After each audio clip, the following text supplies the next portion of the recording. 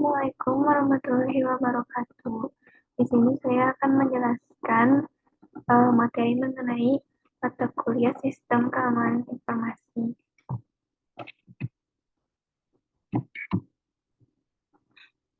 Yang pertama di sini ada topik materi dari mata kuliah Sistem Keamanan Informasi. Di antaranya ada pengantar kriptografi, kriptografi kelas 1, kelas 2, kelas 3, lalu ada serangan pada kriptografi, baik serangan aktif dan pasif.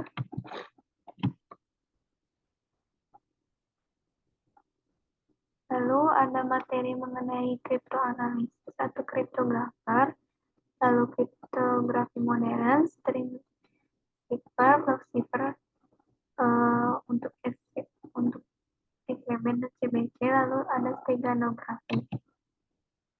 Lalu di sini ada pengertian dari kriptografi. Kriptografi sendiri berasal dari kata bahasa Yunani yang berarti kriptos dan graphein.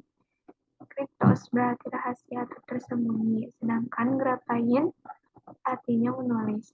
Jadi secara umum, kriptografi merupakan proses menulis atau menyampaikan pesan secara rahasia dan tersembunyi. Lalu di sini ada 3 aspek mengenai information security. Yang pertama ada availability. Lalu ada integrity dan confidentiality. Availability adalah sistem dan semua komponen sistem yang tersedia dan beroperasi saat dibutuhkan oleh pengguna yang berwenang.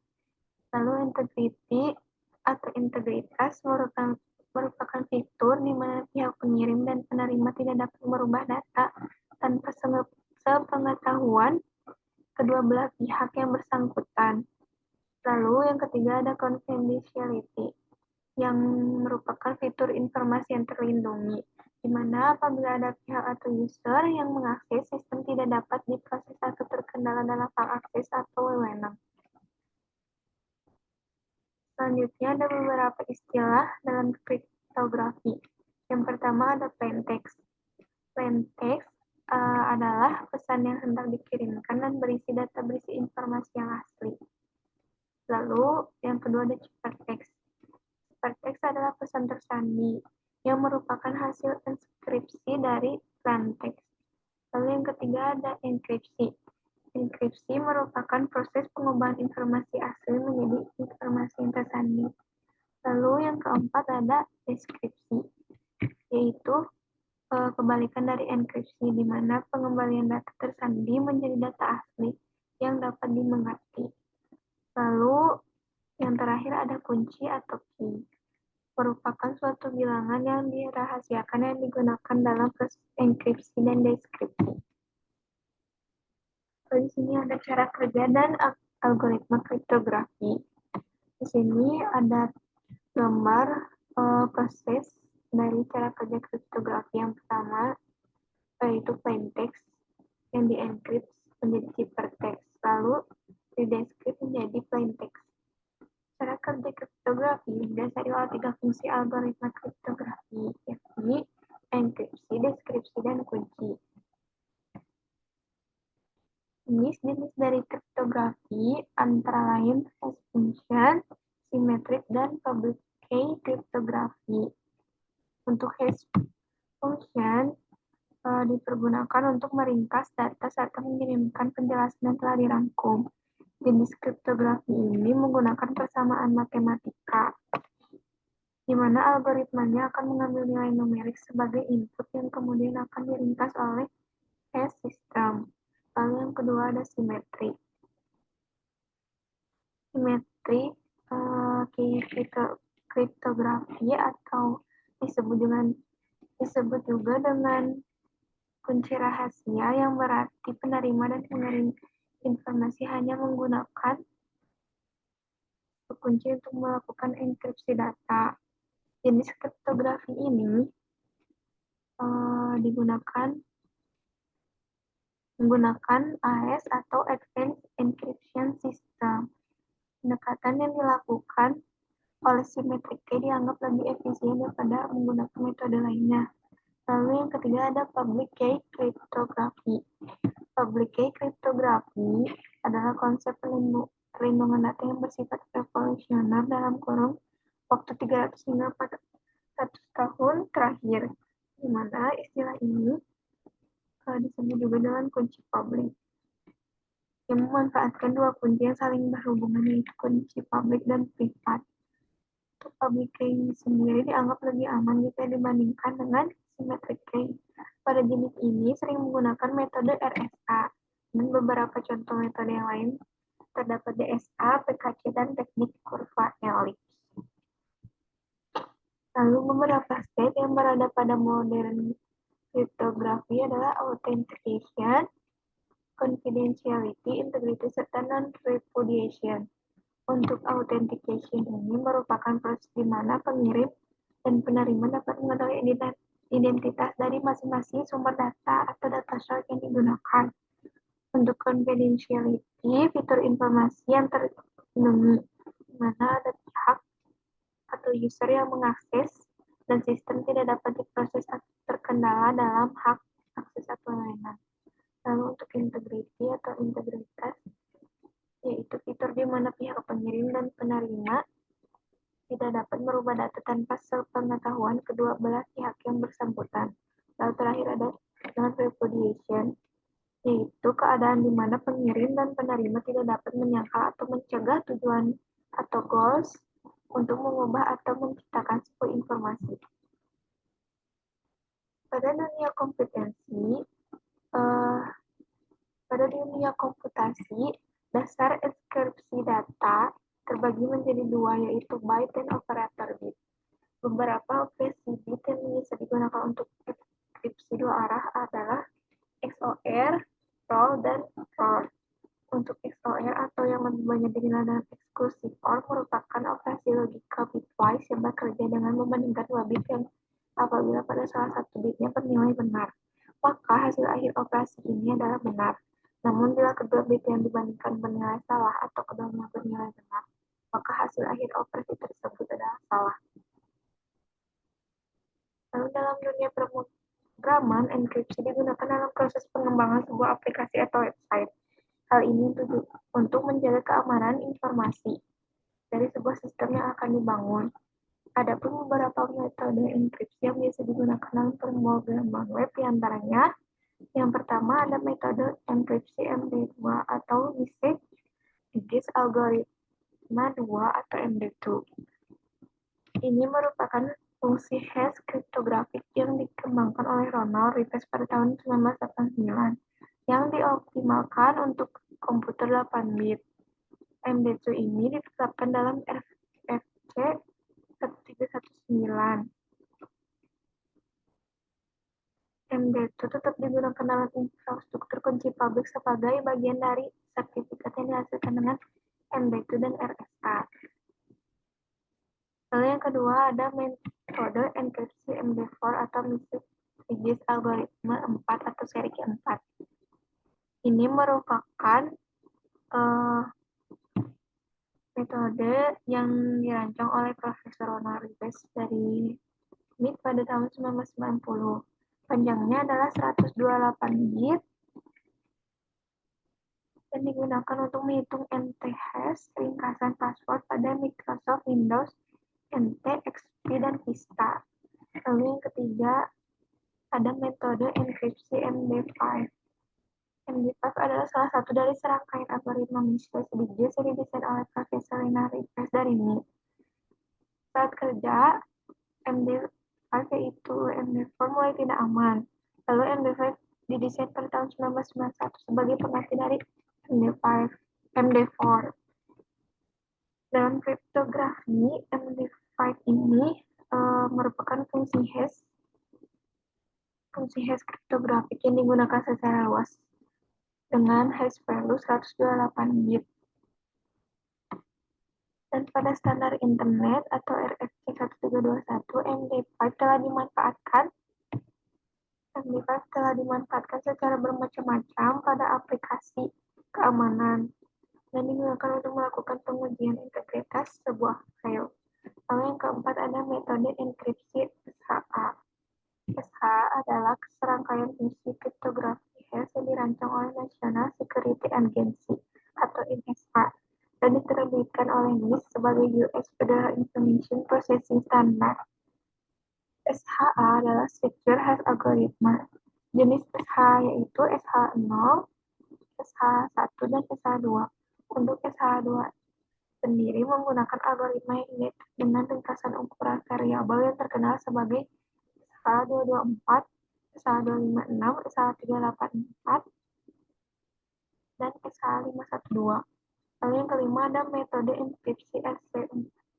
SC4 merupakan salah satu jenis stream cipher, yaitu memproses unit atau input data pada suatu saat. Unit atau data pada umumnya sebuah byte atau bahkan kadang-kadang bit. Dengan cara ini, enkripsi atau deskripsi dapat dilaksanakan pada panjang yang variabel. SC4 adalah penyedia stream cipher yang dibuat oleh Larry Page pada tahun 1987 untuk pengamanan RSA, dan algoritmanya sendiri didasarkan pada permutasi acak. Lalu yang keenam ada metode enkripsi base 4, yang merupakan sistem untuk mewakili data mentah byte sebagai karakter ASCII yang menyediakan 6 bit encoding 8 bit ASCII karakter. Base 64 merupakan format yang dicetak menggunakan karakter dan memungkinkan binary data yang dikirim dalam bentuk dan email dan akan disimpan di database atau file. Lalu penggunaan teknologi kriptografi saat ini, contohnya pada blockchain dan cryptocurrency yang termasuk dalam bidang kriptografi. Kriptografi sendiri adalah ilmu yang mempelajari teknik-teknik matematika yang digunakan untuk mengamankan komunikasi dan data, sehingga hanya dapat diakses oleh pihak yang sah dan diinginkan.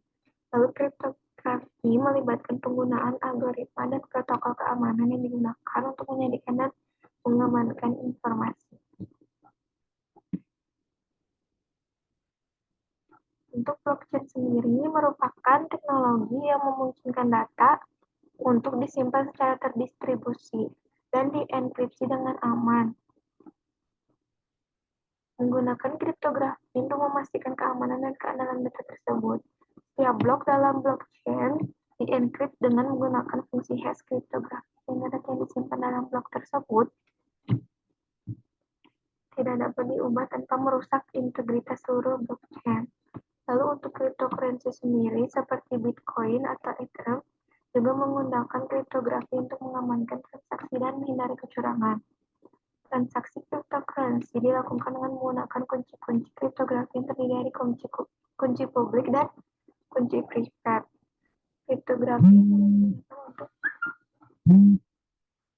Kriptografi juga digunakan untuk mengamankan proses mining, yang merupakan proses pengolahan transaksi dan penambahan blok baru dalam jaringan cryptocurrency.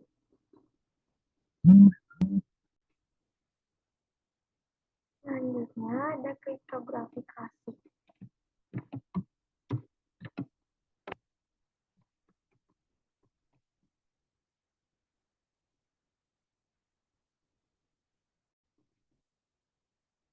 Di sini ada materi mengenai kriptografi klasik.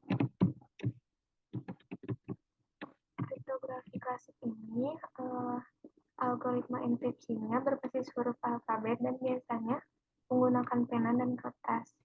Lalu termasuk dalam kriptografi kunci simetri dan merupakan old kriptografi. 3 alasan mengapa mempelajari kriptografi klasik. Yang pertama, untuk memahami konsep dasar kriptografi, lalu dasar algoritma kriptografi modern, dan memahami kelemahan sistem cipher. Cipher sendiri dalam kriptografi klasik disusun oleh 2 teknik dasar. Yang pertama ada substitusi, yaitu mengganti huruf plain text, yaitu pesan asli, dengan huruf ciphertext, pesan yang tersandi. Lalu yang kedua adalah teknik transposisi, yaitu mengubah susunan atau posisi huruf plain text ke posisi lainnya. Oleh karena itu, dikenal 2 macam cipher dalam kriptografi klasik, yaitu cipher substitusi atau substitution cipher dan cipher transposisi atau transposition cipher. Yang pertama ada cipher substitusi, contohnya adalah Caesar cipher. Pada Caesar cipher ini terdapat plaintext untuk 26 huruf alfabet, di mana ciptateksnya yaitu tiap huruf alfabet yang digeser 3 huruf ke kanan. Untuk 3 huruf ke kanan kita hitung dari huruf A, yaitu 1, 2, 3. Maka untuk mulainya dimulai dari huruf D. Jadi misalnya ada contoh plaintext Oasi, Asterix, dan temannya Obelix. Jika huruf A, maka ciptateksnya adalah D. Dan untuk huruf W, ciptateksnya adalah Z. Dan seterusnya, berpasangan. Supaya lebih aman, ciptateks dikelompokkan dalam kelompok N huruf, misalnya 4 huruf. Seperti ini. Atau membuang semua spasi yang bertujuan agar kriptanalis menjadi lebih sulit. Misalkan A sama dengan 0, B sama dengan 1, dan seterusnya. Maka sesar cipta dapat dirumuskan secara matematis seperti ini. Enkripsi atau C adalah E dari plaintext sama dengan P tambah 3 mod 26, di mana P ini merupakan karakter atau nilai plaintext. Lalu untuk deskripsi sendiri, atau P sama dengan deskripsi C atau karakter ciptateks sama dengan C min 3 mod 26. Kenapa 26? Karena tadi sebelumnya terdapat 26 huruf alfabet. Dan untuk plus 3 sendiri, karena kata kuncinya yaitu huruf alfabet digeser ke kanan. Contoh di sini untuk plaintext-nya, untuk S1 yaitu A. A ini bernilai 0.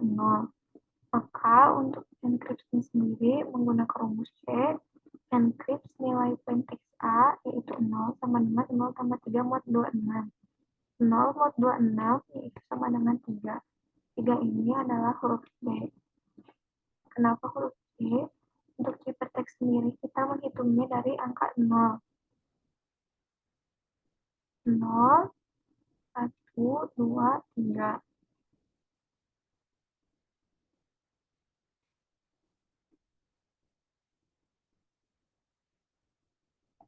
Dan seterusnya. Sehingga ketemu ciptateks seperti berikut. Lalu jika ingin mengubah ciptateks ke plaintext dengan proses deskripsi dengan rumus C1 huruf ciptateks yang akan dihitungnya, lalu nilai ciptateksnya untuk D itu 3, maka proses plaintext-nya yaitu deskripsi nilai dari karakter ciptateks sama dengan 3 dikurangi 3 mod 26 yaitu 0. 0 sendiri menyatakan huruf A. Dan seterusnya. Lalu untuk C12 yaitu huruf alfabet A yang bernilai 0, di mana proses deskripsinya yaitu 0 dikurangi 3 mod 26. 0 dikurangi 3 yaitu min 3 mod 26, atau sama dengan 23, yaitu huruf X. Bisa juga dibilang min 3 ini nilai mutlak dari min 3, yaitu 3 mod 26, sehingga min 3 mod 26 adalah 26 dikurangi 3, yaitu 23. Jika pergeseran hurufnya sejauh K, maka proses enkripsi dan deskripsi dapat dirumuskan sebagai berikut, yaitu enkripsi atau P sama dengan P tambah K mod 26. Dan untuk deskripsi sendiri, deskripsi C sama dengan C dikurangi K mod 26, di mana K ini merupakan kunci rahasia. Jika karakter asli yaitu 256 karakter, maka proses enkripsi menjadi enkripsi P atau sama dengan P tambah K mod 256, dan deskripsinya deskripsi C sama dengan C kurang K mod 256, dimana K-nya sama dengan kunci rahasia. Kelemahan dari sisa sifat ini yaitu mudah dipecahkan dengan exhaustive case search, karena jumlah kuncinya sangat sedikit, yaitu hanya ada 26 kunci. Contoh kriptogram XMZIH. Contoh exhaustive case shared terhadap ciphertext XMZIH. Kunci atau ciphernya yang pertama itu 0. Maka pesan hasil deskripsinya itu XMZIH dan hasil deskripsinya GFDP dan seterusnya. Plaintext yang potensial adalah trim dengan K sama dengan 21. Karena kunci ini digunakan untuk mendeskripsikan ciphertext lainnya.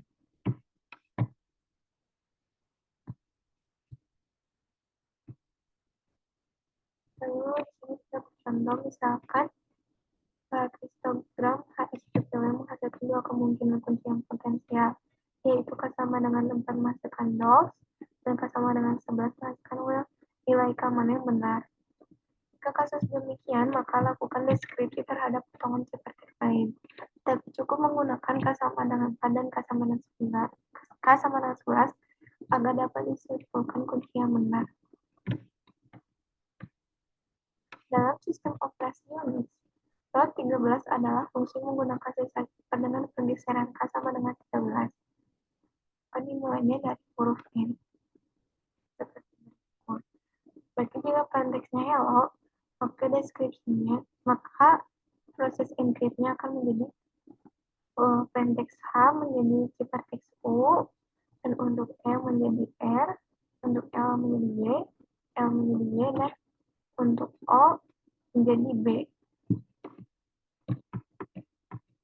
Plot 13 atau rotate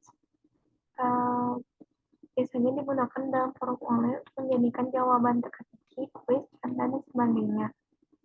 Encrypt asip 2 kali dengan row 13 menghasilkan pesan semula. Jadi deskripsi cukup dilakukan dengan mengenkripsi ciphertext kembali dengan row 13. Jenis-jenis cipher substitusi yang pertama ada cipher abjad tunggal atau monoalfabetik cipher, lalu ada cipher substitusi homofonik, lalu cipher abjad majemuk, dan cipher substitusi poligram.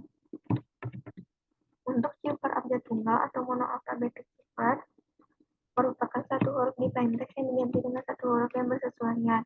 Contohnya Caesar cipher.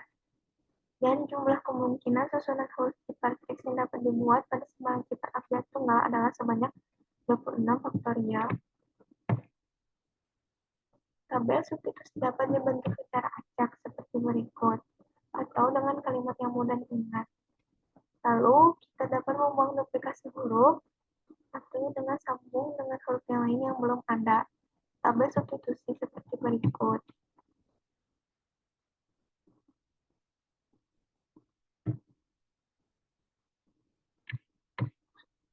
Lalu, yang kedua ada cipher substitusi homofonik atau homofonik substitusi cipher, di mana setiap huruf plaintext dipetakan dalam salah satu huruf atau pasangan huruf ciphertext yang mungkin, di mana tujuannya untuk menyembunyikan hubungan spesifik antara plaintext dengan ciphertext.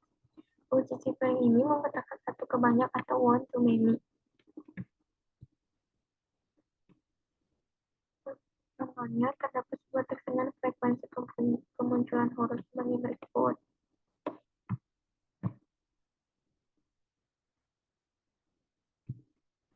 Lalu di sini ada terdapat tabelnya untuk huruf plaintext A, maka pilihan unit untuk ciphertextnya ada BU, TX, YR, MW, OP, TF, dan QA, dan seterusnya. Unit ciphertext mana yang dipilih di antara semua homofon ditentukan secara acak. Contohnya plaintext crypto. Untuk huruf K sendiri, pilihan untuk unit ciphertextnya ada LP, lalu untuk R, terdapat UL, XP, PA, RL, LW, dan DO. Lalu untuk I sendiri, terdapat GT, UA, CN, HI, WO, ZF, dan XI, dan seterusnya. Untuk proses enkripsi yaitu satu ke banyak dan deskripsi satu ke satu. Deskripsi menggunakan tabel homofon yang sama. Lalu yang ketiga ada cipher abjad majemuk atau polyalphabetic substitution cipher. Untuk cipher abjad tunggal menggunakan satu kunci untuk semua huruf plaintext.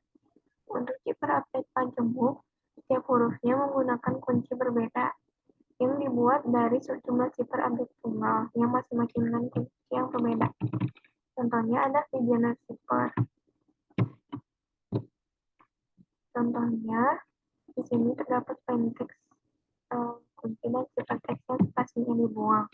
Untuk perhitungannya, K ditambah L mod 26 sama dengan untuk nilai K bernilai 10 dan L bernilai 11. Maka 21 mod 26 yaitu 21 menghasilkan ciphertext I. Untuk contoh 2 yang dengan spasi.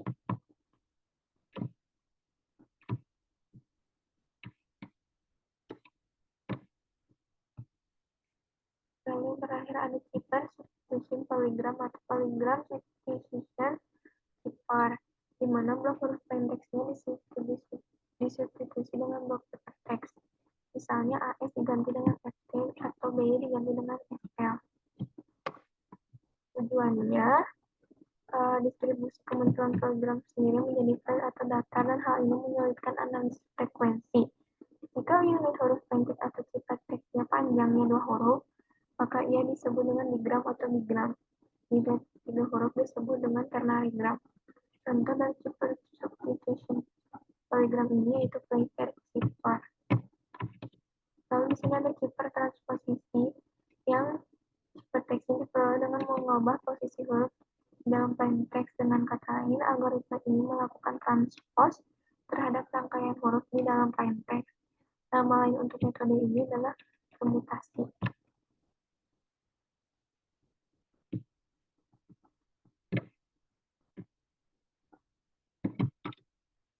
Lalu ada super enkripsi yang menggabungkan cipher substitusi dengan cipher transposisi. Contohnya, plaintext hello world dienkripsi dengan cipher menjadi core hello. Kemudian hasil ini dienkripsi lagi dengan cipher transposisi dengan kunci sama dengan 4. Maka ciphertext akhirnya adalah KLOH, ZGOR, typo, UZ.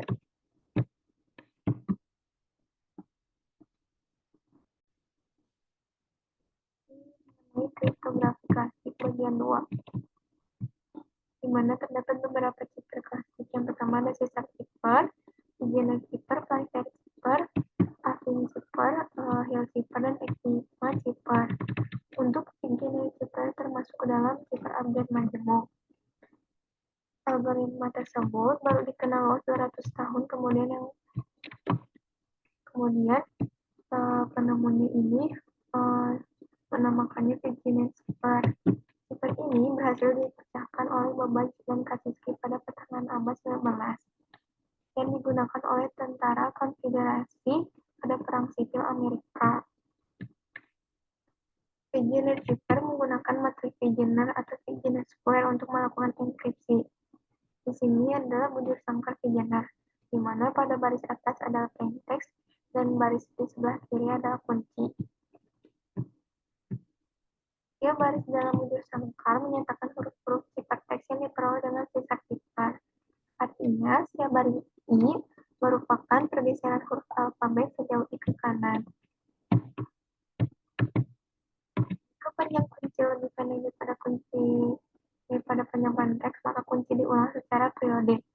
Contohnya untuk kunci suami, plaintext-nya misalnya plaintext, maka kuncinya diulang terus-menerus sesuai dengan panjang plaintext-nya. Enkripsi dilakukan dengan mencari titik potong huruf plaintext dengan huruf kunci. Untuk plaintext T dengan kunci S. Di sini perpotongannya ada pada huruf L, maka ciphertext-nya adalah L.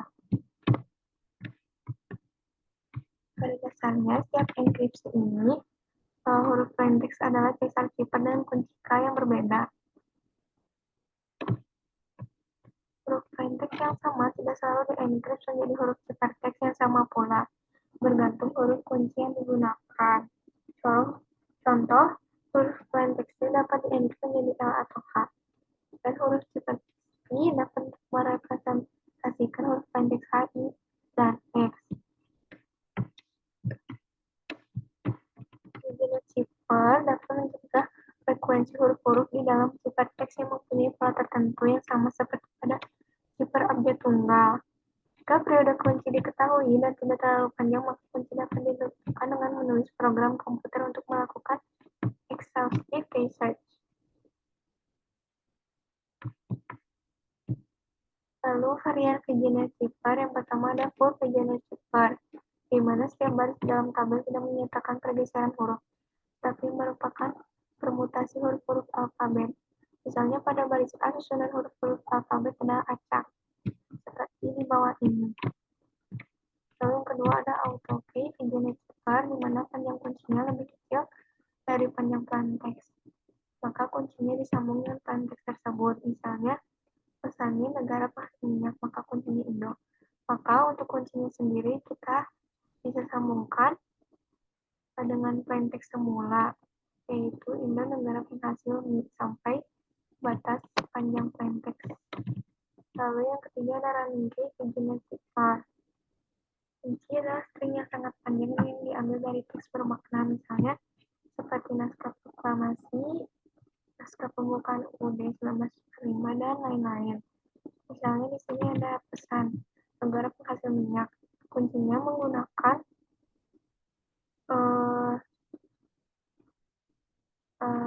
teks dari yang bermakna seperti Pancasila kedua, yaitu kemanusiaan yang adil, dan selanjutnya enkripsi dan deskripsi dilakukan seperti biasa. Lalu di sini ada cipher yang termasuk ke dalam polygram cipher. Cipher ini mengenkripsi pasangan huruf atau bigram, bukan huruf tunggal seperti pada cipher klasik lainnya. Tujuannya adalah untuk membuat analisis frekuensi menjadi sangat sulit, sebab frekuensi kemunculan huruf-huruf dalam ciphertext ini menjadi datar atau flat. Kunci kriptografinya 25 buah huruf yang disusun di dalam bujur sangkar 5x5 dengan menghilangkan huruf C dari abjad. Jumlah kemungkinan kunci yaitu 25 faktorial. Kunci dapat dipilih dari sebuah kalimat yang mudah diingat. Misalnya, jalan Ganesha 10, buang huruf yang berulang dan huruf C jika ada, hingga menjadi seperti berikut. Lalu tambahkan huruf-huruf yang belum ada kecuali G. Lalu kita masukkan ke dalam bujur sangkar. Pesan yang di-enkripsi diatur terlebih dahulu. Yang pertama, ganti huruf C yang ada dengan huruf I, lalu tulis pesan dalam pasangan huruf atau bigram, dan jangan sampai ada pasangan huruf yang sama. Jika ada, sisipkan X di tengahnya. Lalu jika jumlah hurufnya ganjil, maka tambah huruf X di akhir. Contohnya, plain text temu ibu nanti malam. Tidak ada huruf C, maka langsung tulis pesan dalam pasangan huruf atau bigram. Ini yang pertama pasangannya ada TE, lalu MU, dan untuk I, karena dia belum berpasangan, maka kita sisipkan huruf X sehingga berpasangan. Lalu ada IB, lalu U dengan N, A dengan N, T dengan I, M dengan A, L dengan A, dan M dengan X. Untuk algoritma enkripsi sendiri, yang pertama, kedua huruf terdapat pada baris kunci yang sama, maka tiap huruf diganti dengan huruf di kanannya, atau sifat sequence. Contohnya bigram D. Karena berada pada baris yang sama, maka ciphertextnya kita ambil huruf di kanannya. Maka kita ambil huruf F untuk D dan I mengambil huruf K. Dan untuk huruf bigram T, kita ambil R, dan untuk T kita balik lagi ke awal, yaitu huruf M. Jika terdapat pada kolom kunci yang sama, maka tiap huruf diganti dengan huruf di bawahnya. Contoh bigram NI. Maka N ciphertextnya adalah E dan Q adalah X.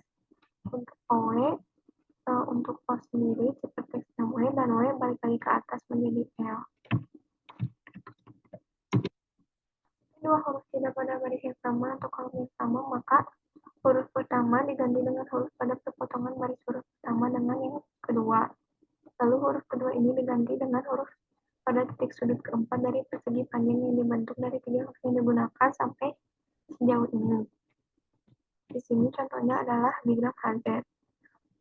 Di sini kita akan mencari perpotongan dari kedua baris huruf pertama dan kolom huruf kedua. Untuk H sendiri, perpotongannya terdapat pada huruf B. Dan untuk huruf Z, yaitu perpotongannya terdapat pada huruf W.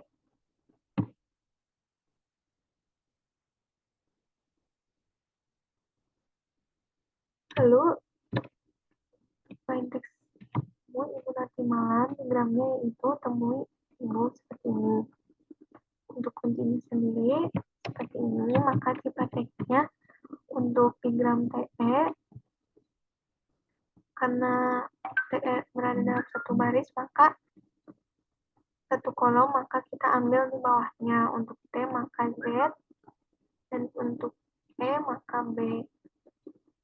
Lalu untuk huruf MU, karena MU berada pada perpotongan garis, maka kita cari perpotongan garisnya. Untuk M sendiri, maka dia ciperteksnya R, karena perpotongan dari baris M dengan U. Lalu untuk U, perpotongan garisnya terdapat pada huruf S, dan seterusnya. Cara enkripsinya sebagai berikut.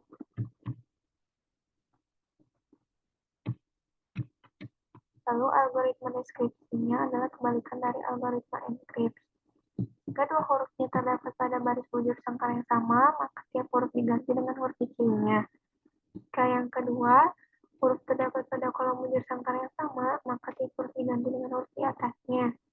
Jika dua huruf tidak ada pada baris yang sama atau kolom yang sama, maka huruf pertama diganti dengan huruf pada perpotongan baris huruf pertama dan kolom huruf kedua, dan huruf kedua diganti dengan huruf pada titik sudut keempat dari persegi panjang yang dibentuk dari tiga huruf yang digunakan sampai sejauh ini.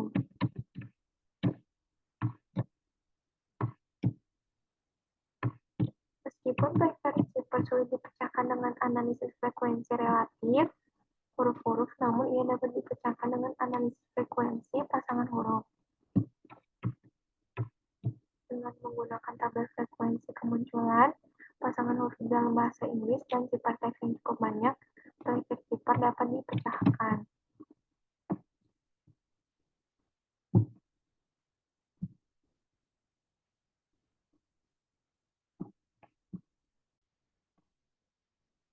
Ini materi mengenai serangan pada chipper alir. Yang pertama, terdapat known plaintext attack, di mana kriptanalis mengetahui potongan plaintext dan ciphertext yang berkoresponden. Contohnya seperti berikut. Lalu yang kedua, ada ciphertext only attack, yang terjadi jika key string yang sama digunakan dua kali pada plaintext yang berbeda, atau key string bias attack. Contohnya, kriptanalis memiliki dua potongan ciphertext berbeda, yaitu C1 dan C2, dan di-encrypt dengan bit kunci yang sama. Lalu dieksporkan kedua ciphertext tersebut. Jika P1 atau P2 tidak diketahui, maka dua buah plaintext yang terekspor satu sama lain tidak dapat diketahui dengan menggunakan statistik pesan. Kriptanalis cukup cerdas untuk mendeteksi kedua plaintext tersebut. Lalu yang ketiga, flip-bit attack, yang bertujuan untuk mengubah bit ciphertext tertentu sehingga hasil deskripsinya berubah. Pengubahannya dilakukan dengan membalikkan flip bit tertentu 0 menjadi 1 atau 1 menjadi 0. Ini ada contohnya. Lalu, mengubah pesannya tidak perlu mengetahui kunci, ia hanya perlu mengetahui posisi pesan yang dimengerti saja. Serangan semacam ini memanfaatkan karakteristik ciperaliran yang disebutkan di atas, bahwa kesalahan satu bit pada ciphertext hanya menghasilkan kesalahan satu bit pada plaintext hasil deskripsi. Untuk aplikasi ciperalir sendiri cocok untuk mengenkripsi aliran data yang terus-menerus melalui saluran komunikasi. Misalnya, mengenkripsikan data pada saluran yang menghubungkan antara dua buah komputer, dan yang kedua, mengenkripsikan suara pada jaringan telepon mobil mobile GSM.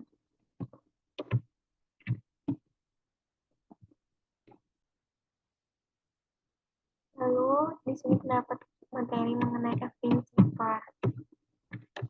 Evin zipper sendiri adalah jenis zipper substitusi monoalfabetik, di mana setiap huruf dalam alfabetnya dipetakan kepada numeriknya dan dienkripsi menggunakan fungsi matematika sederhana dan dikonversi kembali menjadi huruf. Seperti contoh pada tabel berikut, di mana huruf A dimulai dari huruf angka 0, lalu B1, dan seterusnya sampai Z25. Tapi zipper konsep enkripsinya secara matematis dinyatakan dengan rumus E X sama dengan AX tambah B mod M, di mana A sendiri adalah kunci pertama, lalu B adalah kunci kedua atau jumlah pergeseran. Lalu M sendiri merupakan jumlah karakter yang digunakan dalam penyajian, dan X sendiri adalah nilai plaintext yang akan disandikan. Contohnya, pada plaintext kamu, kuncinya kita gunakan A sama dengan 5 dan B sama dengan 8. Untuk K sendiri menilai 10, maka EK sama dengan 5 kali 10 ditambah 8. 5 merupakan nilai kunci A dan 8 merupakan nilai kunci B. Mod 26. 5 kali 10 sama dengan 5 tambah 8, yaitu 58 mod 26, ditemukan sama dengan 6. Untuk 6, hurufnya adalah G, dan seterusnya.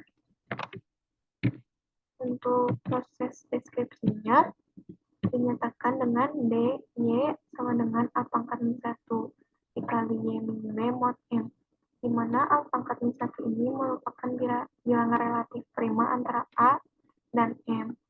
Nilai A pangkat min 1 didapat dengan mencari bilangan berapa ketika dikalikan dengan A, kemudian dimod dengan M, maka hasilnya adalah 1. Untuk B adalah kunci kedua atau jumlah pergeseran. Dan untuk M adalah jumlah seluruh karakter yang digunakan dalam penyajian, dan untuk Y merupakan nilai ciphertext yang akan disandikan. Contohnya, 5 dikalikan berapa yang hasilnya ketika di mod 26 adalah 1. Dan di sini ketemunya 5 dikalikan 21 mod 26 yang sama dengan 1. Berarti nilai A pangkat min 1 yang digunakan dalam proses deskripsi adalah 21. Ini contohnya huruf G yang bernilai 6. Maka D sama dengan 21 kali 6 kurangi 8 mod 26. 21 dikali min 2 yaitu min 42 mod 26. Yang ketemu sama dengan 10. Dan 10 ini merupakan karakter A. Dan seterusnya.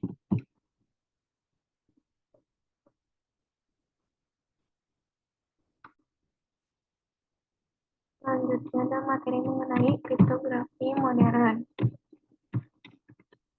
Kriptografi modern beroperasi dalam mode byte atau bit, di mana algoritmanya beroperasi dalam mode karakter.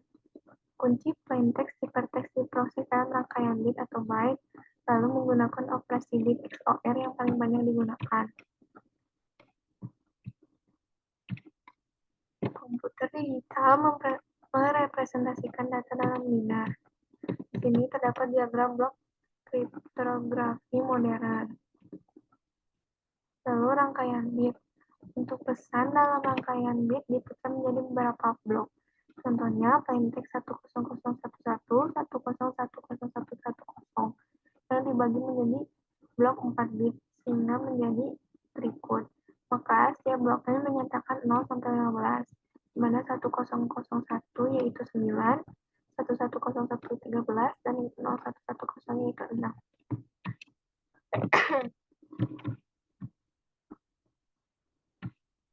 Lalu padding bit yaitu bit-bit tambahan jika ukuran blok terakhir tidak mencukupi panjang blok. Contohnya seperti berikut. Di sini padding bit-nya adalah 000 yang mengakibatkan ukuran plaintext-nya akan berpengaruh pada hasil deskripsi yang sedikit lebih besar daripada ukuran plaintext semula. Jika dalam representasi dalam hexadesimal, pada beberapa algoritma kriptografi, pesan dinyatakan dalam kode hex. Contoh plaintext berikut yang dibagi menjadi blok 4 bit. Untuk 1001 yaitu dalam notasi hex-nya yaitu angka 9, dan untuk 1101 yaitu huruf B, dan 0110 notasi hex-nya yaitu 6. Untuk operasi XOR atau dalam notasinya seperti berikut. Operasinya jika 0 XOR 0 maka hasilnya 0, dan 1 XOR 0 sama dengan 1, 0 XOR 1 sama dengan 1, dan 1 XOR 1 sama dengan 0. Operasi XOR bitwise. Contohnya di sini 1 di XOR dengan 1 hasilnya 0. 0 di XOR 1 sama dengan 1, dan 0 di XOR 0 sama dengan 0. 1 di XOR 0 sama dengan 1, dan 1 di XOR 1 sama dengan 0. Zipper dengan XOR sama dengan seperti jenis zipper, tapi dalam mode byte. Setiap bit plain text-nya di XOR-kan dengan setiap bit kunci. Encrypt-nya ya sama dengan plain text di XOR dengan kunci. Untuk description-nya teks di XOR-kan dengan kunci.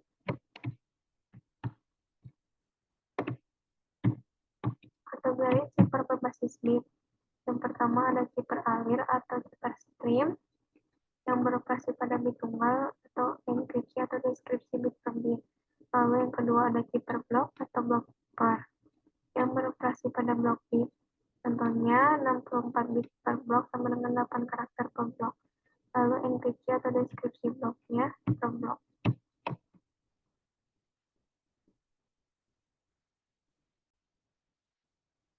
Di zipper alir terdapat keystream generator yang diimplementasikan sebagai prosedur yang sama di sisi pengirim dan penerima pesan.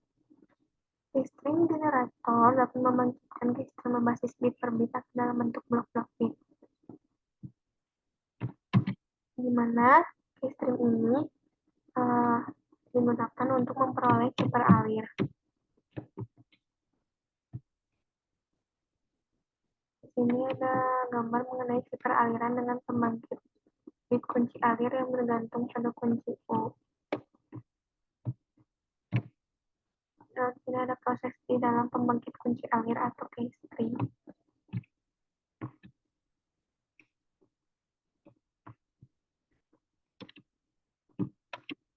Lalu di sini terdapat feedback shift register atau LFSR yang merupakan contoh sebuah keystream generator. FSR terdiri dari dua bagian, yaitu register geser and bit dan fungsi umpan balik. Contohnya LFSR atau linear feedback shift register. Bit luarannya nanti menjadi keystream. Contoh bit LFSR 4 bit, di mana fungsi umpan baliknya B4 sama dengan FB1, B4 sama dengan B1 XOR dengan B4. Contoh, jika LFSR 4 bit diinisialisasi dengan 11, bit 1 dengan bit 4 di XOR-kan menghasilkan 0. Sehingga hasilnya 0, 1, 1, 1, 1. Dan dikeluarannya adalah 1. Lalu untuk yang kedua ini, bit 1-nya 0 dan bit 4-nya 0, bit 1-nya 1. Di XOR-kan menghasilkan angka 1. Lalu geser ke kanan. 1, 0, 1, 1, maka bit keluarannya adalah 1. Dan seterusnya. Sehingga bisa kita ketahui untuk periode LFSR ini dapat dihitung menggunakan n-bit atau 2 pangkat n-1. Untuk 4 bit, maka 2 pangkat 4 dikurangi 1 yaitu 16 dikurangi 1 yaitu terdapat 15.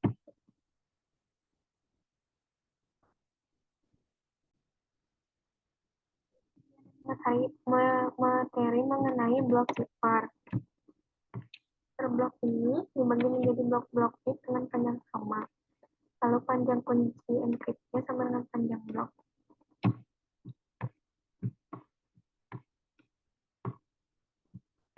Mode operasi super blok ini berkaitan dengan cara blok dioperasikan dalam fungsi E dan D. Ada 5 mode operasi super blok. Yang pertama ada ECB atau Electronic Code Book, yang kedua ada Cipher Block Chain atau CBC, dan yang ketiga ada CFB atau Cipher VB, yang keempat ada Output Feedback atau FB, dan yang kelima ada Counter Mode. Untuk ECB atau Electronic Code Book, setiap blok plain text-nya di-encrypt secara individual dan independen menjadi blok ciphertext. Yang dalam hal ini, PI dan CI masing-masing blok plain text dan ciphertext ke I. Contohnya, misal fungsi encrypt yang sederhana adalah XOR kan blok plain text dengan K. Kemudian geser secara wrapping, bit-bit dari P XOR K satu posisi ke kiri. Maka hasil encrypt-nya 1 di XOR-kan dengan 1 hasilnya 0. 0 dengan 0 hasil XOR-nya 0. Dan seterusnya. Setelah selesai, maka geser 1 bit ke kiri, yaitu ke kiri sini. Maka 0 bergeser, lalu 0 bergeser, 0 bergeser,